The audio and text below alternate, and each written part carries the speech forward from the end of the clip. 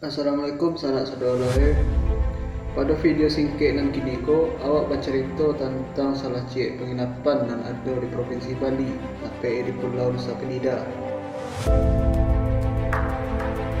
Penginapan ko bagi awak ya sebenarnya rancak di bertema tradisional.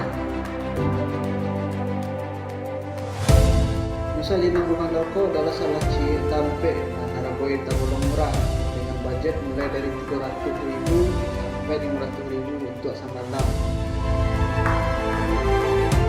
Jadi ada kamar yang bisa diisi untuk 2 orang, ada yang bisa buat 3 orang lebih.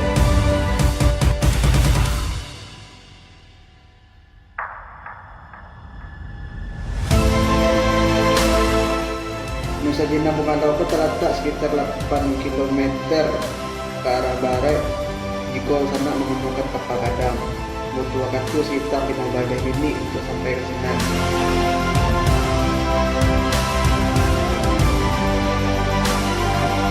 Penginapan ko adalah daftar di salah satu aplikasi Red Doors.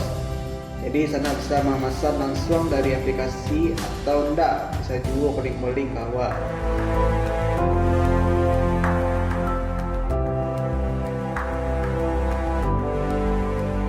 Sekian cerita singkat tentang Nusa Jenang Bunga.